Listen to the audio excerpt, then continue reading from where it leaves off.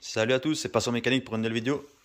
J'ai posté beaucoup de shorts, c'est vrai, parce que j'avais pas vraiment d'autres contenus à vous proposer par manque de temps. Un petit short sur une motocross Rookie 50cc que vous avez beaucoup aimé. D'ailleurs que moi j'aime beaucoup cette petite moto là. Je vous ferai peut-être une petite présentation, c'est pas à moi, c'est un ami. Une petite pit bike, voilà, 125 qui marche très bien. Donc voilà, donc on revient à la vidéo. Donc ça c'était peut-être pour les vidéos qui vont suivre. Un petit avant-goût.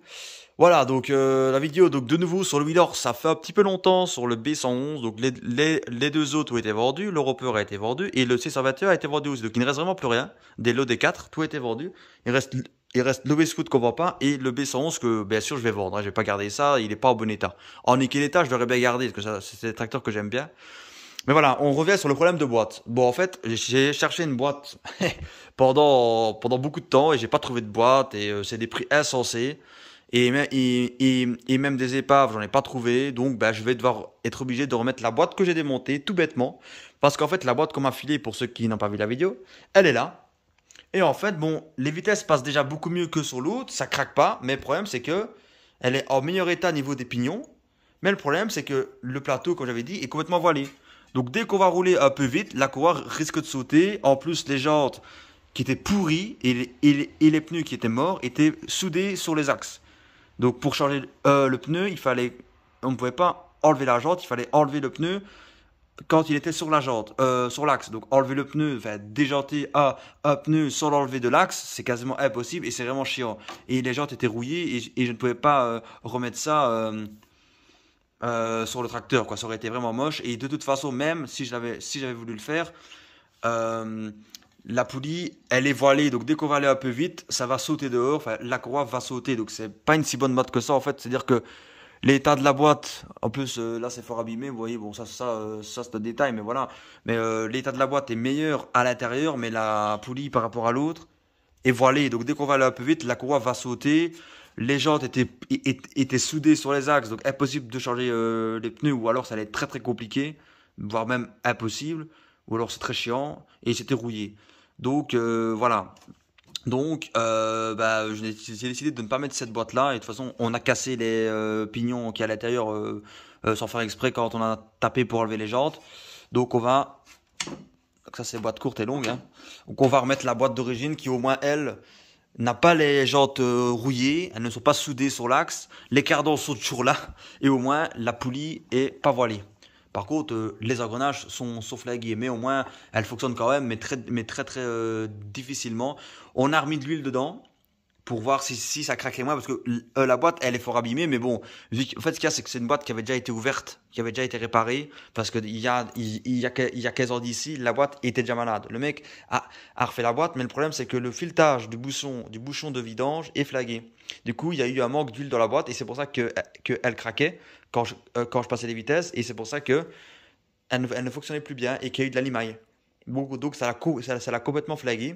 Donc ce qu'on a fait avec mon frère, c'est qu'on a remis de l'huile dedans pour essayer qu'elle craque moins. Bon, ça n'a pas réparé à mon avis les pignons usés. Donc à mon avis, je pense qu'elle sera toujours chiante à faire aller, mais au moins peut-être qu'elle craquera moins, quoi, vu qu'il y a plus d'huile dedans. Donc est-ce que ça l'a un petit peu réparé, on va dire, bon, je sais bien que c'est abîmé, mais bon, c'est mieux que rien, quoi, voilà. Donc je vais la remettre dessus, bêtement. Et voilà quoi, j'ai toutes les pièces, tout est ici, même les clavettes pour les pneus, j'ai les pneus qui sont en dessous, je vais les remettre dessus et je le vends. Finito, parce que le moteur tourne mais il tourne pas très bien, donc là il faudrait nettoyer le carbu et oui, nettoyer le carbu parce qu'il démarre au quart mais il tourne pas très bien du tout. Mais je vais pas faire ça parce que de toute façon, vu que la boîte elle est déjà fort abîmée, même si le moteur tourne bien, il y a encore le problème de boîte qui est abîmé, donc ça va pas se vendre plus cher parce que le moteur tourne mieux, parce qu'il y a quand même un gros problème de boîte. Donc moi j'ai pris la batterie pour la mettre sur un autre tracteur et je vais remettre la boîte et c'est beau comme ça, je vais le revendre pour pièces ou alors à redémarrer 200 € et voilà quoi. Parce que malheureusement j'aurais bien voulu mettre une autre boîte parce que changer la boîte, ça je ne l'avais jamais fait, mais malheureusement je vais devoir remettre celle-là. Et comme ça, ben voilà, j'aurais au moins appris à démonter et à remonter une boîte. Donc on va s'y mettre tout de suite pour le remontage de la boîte. Bon les gars, voilà, donc avant de remonter la boîte, j'ai remonté d'abord les deux pneus parce que j'avais enlevé les pneus forcément. Donc là, j'ai remonté les deux pneus. J'ai racheté des nouvelles goupilles, on peut les voir ici, voilà, les nouvelles goupilles. Voilà, nouvelle goupille toute neuve. Donc maintenant, ça tient bien. Donc comme je l'ai dit, je vais remettre cette boîte là parce que l'autre, bah, elle n'est pas en meilleur état, c'est-à-dire que c'est voilé, comme je l'ai dit, donc ça ne sert à rien. Celle-ci au moins, bah voilà, la courroie elle ne risque pas de sauter vu que c'est pas voilé, mais par contre les vitesses c'est une catastrophe. Donc on a remis de l'huile de vidange comme je vous avais dit, en espérant que ça va un peu aider, mais à mon avis ça ne résoudra pas le problème. Mais en fait, quand je vous dis qu'il y avait un manque d'huile, on l'avait bien remarqué vu que ça craque, mais j'ai fait enfin, là j'ai remonté les roues, etc. La boîte, bon déjà elle soit d'huile comme pas possible, mais là c'est quand même abusé. Et en fait, vous voyez les vis, en fait, la boîte se dévisse en deux parties, elle se sépare en deux parties. Ça c'est les vis qui tiennent la boîte. On en a deux ici. Allez, focus. Deux ici, deux ici. Là on a encore deux ici. Et là normalement on en a encore deux. Et là il en manque carrément une. Et toutes les vis étaient dévissées. Toutes les vis étaient dévissées. Il n'y avait aucune vis qui était vissée à fond. Donc forcément, il y avait une grosse fuite d'huile parce que forcément, il y a un joint, etc. Entre les deux parties. Et là, il manque carrément une vis. Donc forcément, comment voulez-vous que ce soit étanche? Regardez, on voit le trou. Il manque une vis et toutes les autres vis n'étaient même pas vissées. Je pouvais les dévisser à la main. Donc forcément, il y a une fuite d'huile. Et je sais bien que cette boîte-là, elle a été ouverte il y a 10 ans de cela pour être réparée, soi-disant réparée. Mais le mec, quand il a revissé les vis, il a fait n'importe quoi parce qu'il manque carrément une vis. Donc le mec, à mon avis, n'a pas revissé assez fort les vis ou mal. Et voilà, tout était dévissé, quoi. Avec le temps, voilà. Et là, il manque carrément une vis, quoi. Donc c'était fait n'importe comment. Et c'est pour ça que ça souhaite. Et c'est ça qui a abîmé prématurément la boîte, quoi, à mon avis. Il n'y avait rien qui était vissé. Tout break balai. Donc là, j'ai tout revissé. Bon. Pour ne pas que ça empire. Mais bon, voilà, là, je pense que pire que ça ne saurait pas être. J'ai revissé les vis. J'ai remonté les deux roues avec voilà, et donc maintenant il ne reste plus qu'à la remonter. Donc là du coup je vais la remonter. Donc on a les deux pneus et on la remonte. Voilà, la boîte enfin posée en dessous. Je suis levé et elle est posée. Plus qu'à reconnecter la courroie. Connecter la courroie bien évidemment. Connecter la courroie. Connecter bon, la boîte courte. Le frein, je vais pas le reconnecter parce que de toute façon ça ne marche plus sur la boîte. Donc je vais juste reconnecter la boîte courte et longue, visser la boîte sur le châssis, remonter le siège, etc. Donc voilà, donc là il n'y a encore rien qui est remonté. Là c'est carrément juste posé avec des briques. Voilà, c'est vraiment malheureux comment ça a souhaité. Moi j'ai revissé parce que bon voilà, mais bon, c'est peine perdue, c'est trop tard, mais bon je l'ai quand même fait en préventif, enfin, pour ne pas que le mec après, bon voilà, ça, il aille plein d'huile chez lui. Donc voilà, ici vous voyez que rien n'est fixé encore. Hein. Voilà, donc faut que je fixe encore tout ça. Après, je mettrai le siège, etc. Et ce sera fini, quoi. Juste reconnecter boîte courte et lente.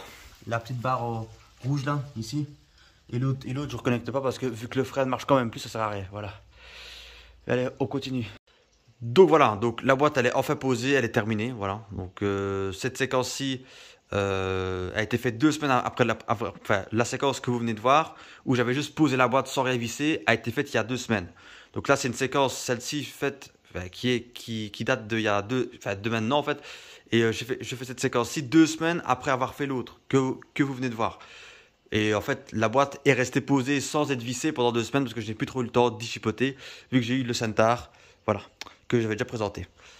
Voilà, donc là en fait la boîte elle est posée, voilà. Donc, mais elle est vissée surtout, voilà, parce qu'avant j'avais juste posé.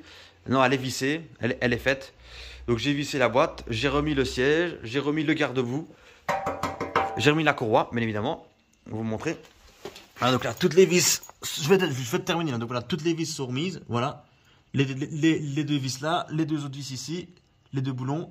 La courroie, elle a été remise. J'ai reconnecté le frein et la boîte courte et lente, voilà. J'ai remis les vis pour le siège, pour le garde-boue, voilà.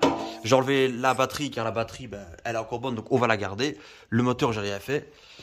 Et voilà, quoi. Donc j'ai reconnecté, j'ai quand même reconnecté le frein quand même, parce que j'ai envie quand même de bien faire les choses, même si le frein ne marche plus. Voilà, donc j'ai reconnecté tout. Voilà, donc là, les deux vis ici. Voilà, les vis... on va quand même l'avancer, ce bazar, ce tas de tôle. Là, donc les deux vis là ont été faites, ont été remises, voilà, la vis là. J'ai reconnecté, comme on peut voir, avec une goupille, boîte courte et lente, voilà, reconnecté. On va voir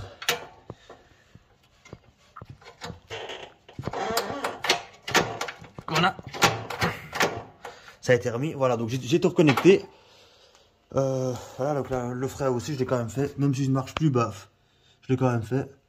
Voilà, non, je l'ai pas reconnecté, je raconte. Non, le frein, par contre, je l'ai pas. En fait, le frein, je l'ai remis comme ça dedans, juste bêtement, en fait.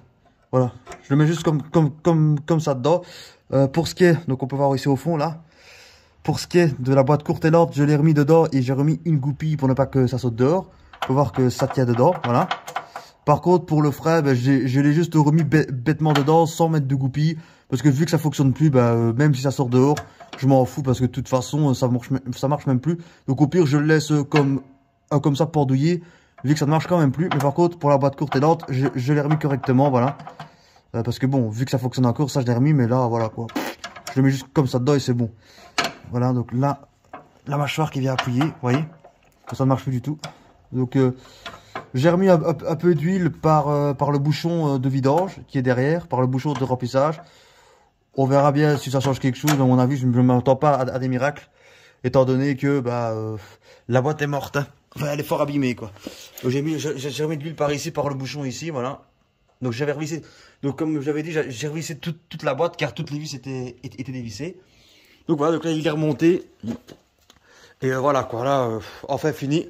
Bon, ça servira absolument à rien ce qu'on a fait en fait parce que bon, j'ai démonté la boîte pour au final la remettre dessus quoi. Donc en soi, ça m'a fait de l'entraînement. Attention, c'est la première fois que je démontais une boîte, donc ça m'a fait de l'entraînement, mais ça servait à rien. Je l'ai enlevé puis après je l'ai remise. Bon voilà, au moins vous aurez vu quand même comment ça marche. J'ai pas pu vous filmer tout parce que c'est galère à mettre. Il faut que je le mette en dessous du tracteur. J'ai remis la courroie, etc. Donc c'est pas facile. Donc j'ai pas pu vous filmer tout. Là, je vous ai fait juste un petit résumé. Donc là, c'est l'ancienne boîte. Enfin, c'est la boîte que j'aurais normalement dû mettre dessus, mais qui est morte aussi. Donc voilà. Et il y aura une vidéo bientôt sur le Westwood. Voilà. Donc le moteur, comme j'avais dit, a été posé. L'ancien a été vendu, qui avait le jet de culasse qui était mort. Donc on a posé le nouveau moteur. Il pète avec le Star Pilot et vous aurez bientôt une vidéo où on roule avec et où il démarre vraiment pour la première fois. Voilà, avec de l'essence. Voilà. Donc en attendant. Voilà, ça va être vendu. Enfin, ça fait un mois que ça traîne dans mon garage avec la boîte qui n'est même pas posée dessus. Enfin, la boîte a traîné dans mon jardin pendant un mois parce que j'avais la flemme de retrouver des goupilles. Parce qu'en fait, j'ai remis des goupilles aussi pour les pneus parce que les autres étaient mortes, pourries, on peut voir. Donc, j'ai remis les pneus avec les goupilles. Ensuite, la boîte, je l'ai posée juste dessus. Pendant un mois, c'est resté comme ça. Puis après là, j'ai trouvé le courage de mettre toutes les vis. C'est pas que j'aime pas bosser sur le tracteur. J'aime bien bosser. Mais le problème, c'est que ça me dégoûte parce qu'en fait, ça n'a servi à rien ce que j'ai fait. En fait, parce qu'en fait, je comptais mettre l'autre boîte et au final, j'ai dû remettre la même, quoi. Bah, au moins, maintenant, je pourrais quand même le vendre et me faire un petit billet. Vu que je l'ai eu pour rien, je pourrais en tirer peut-être 150 euros, 180 euros, quoi. Voilà, pour pièce. Étant donné que le moteur tourne bien, il est un peu coussi coussa, il faudrait faire un bon entretien, il est un peu bidouillé de partout, mais il tourne. Il avance quand même dans l'état, il roule, mais voilà, la boîte, c'est laisse tomber, quoi. C'est même avec l'huile que j'ai remise dedans. Pas certain que ça fasse notre taf, hein, voilà. Allez, merci à tous d'avoir suivi ce petit remontage de la boîte de vitesse. Et à la prochaine pour des vidéos sur le Westwood, sur le Centaur. Salut!